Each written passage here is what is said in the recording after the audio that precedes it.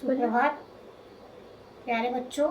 आज हम संस्कृत के व्याकरण पढ़ेंगे और व्याकरण में प्रत्याहार कैसे बनते हैं ये आपको पहले बताया जा चुका है। अब आज हम अपना दूसरा प्रकरण प्रारंभ करते हैं, संधि प्रकरण। संधि शब्द का शाब्दिक अर्थ होता है मेल, अर्थात जब कहीं हम मिलते हैं तो हम उसे संधि कहते हैं। इतिहास में आपने पढ़ा होगा, दो राजाओं के बीच में संधि हो जाती थी, अर्थात उनका झगड़ा समाप्त होकर मेल हो जाता था। तो वही संधि शब्द का अर्थ है मेल। किंतु जब साहित्य में हम संधि शब्द का प्रयोग करते हैं तो वहाँ पर संधि होती है वर्णों के बीच में।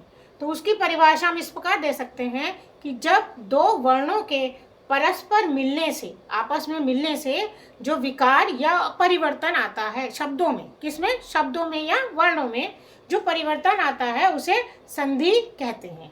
जैसे हमारे पास दो शब्द हैं, सूर्य प्लस उदय।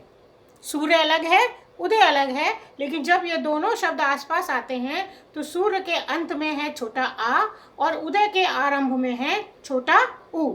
इन दोनों को मिलाकर हम ओ कर देते हैं, ये विकार आ गया, परिवर्तन हो गया, तो ये संधि कहलाएगी। और हमारा नया शब्द निष्पन्न कर देते हैं हम सूर्योदय। ये संधि का प्रकार है। ऐसे हम बहुत सारे शब्दों को ले सकते हैं, जैसे विद्या प्लस आलय।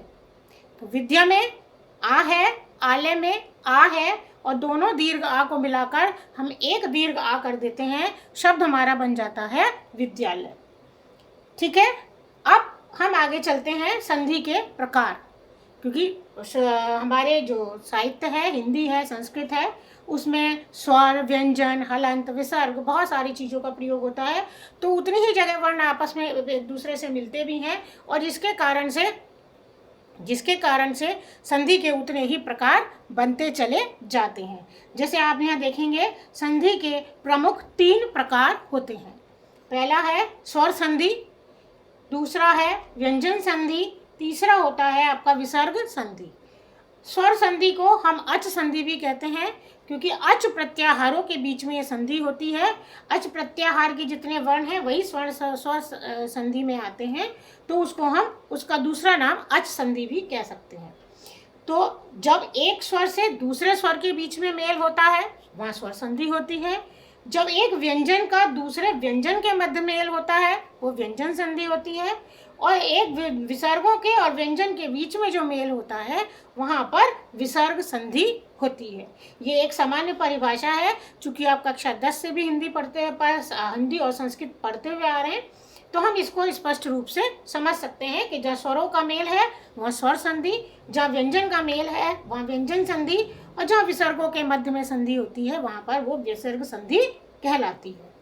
आज हम स्वर संधि को पढ़ेंगे।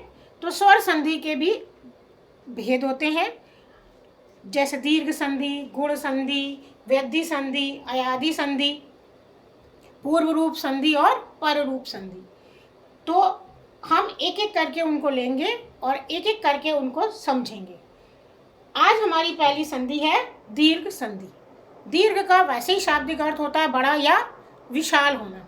तो जब हम विशाल की बात करते हैं तो हमारे यहाँ वर्णों के भी 3 प्रकार होते हैं, ह्रस्व, दीर्घ और प्लुत। तो ह्रस्व स्वर, दीर्घ स्वर, अर्थात जहाँ दीर्घ स्वरों के बीच में संधि हो वहाँ पर दीर्घ संधि होती है। इसका सूत्र है अकहा सवर्णे दीर्घ।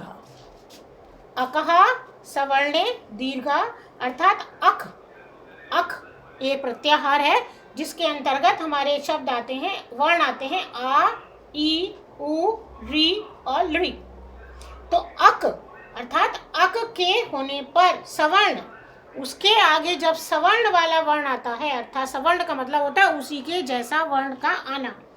जैसे आ के बाद आ आए, ई के बाद ई आए, उ के बाद उ आए, तो उन दोनों के स्थान पर केवल एक दीर्घ रह जाता है। ये इस सूत्र को आप स्पष्ट करके समझ लें, अकहा सवर्णे दीर्घ। अब हम इसकी परिभाषा पे आ जाते हैं, व्याख्या पे आ जाते हैं। अक अर्थात आ, ई, उ, री, लृ। ये ह्रस्व भी हो सकते हैं, अर्थात लघु भी हो सकते हैं, और दीर्घ भी हो सकते हैं। इनके पश्चात अर्थात इनके बाद में यदि सवर्ण आए, सवर्ण का मतलब मैंने अभी आपको बताया था कि अ के बाद आ हो, चाहे वो ह्रस्व हो या दीर्घ हो, ई के बाद ई हो, या वो ह्रस्व हो या दीर्घ हो, ऊ के बाद ऊ हो, वो ह्रस्व हो या दीर्घ हो, तो हम उन दोनों के स्थान पर दीर्घ हो जाता है, अर्थात दोनों के स्थान पर दीर्घ कर देते हैं। इसका एक छोटा सा उदाहरण है और सबसे सरल उदाहरण है जो हम कक्षा 1 से बोलना शुरू करते हैं, विद्यालय। तो विद्यालय में दो शब्द हैं, विद्या प्लस आल्य। आप देख सकते हैं विद्या में भी आ की मात्रा लगी है, बड़ा आ है, दीर्घ है, आल्य में भी दीर्घ है। अभी हमने पढ़ा था कि आ के बाद सवर्ण आए, वो ह्रस्व हो या दीर्घ हो उसका मतलब नहीं रह जाता, तो यहाँ पर दोनों दीर्घ हैं। विद्या में आ है, यहाँ भी बड़ा आ है, दीर्घ आ है, यहाँ भी दीर्घ आ है, तो हम दोनों को मिला करके एक शब्द बना देते हैं, विद्यालय। स्टॉप।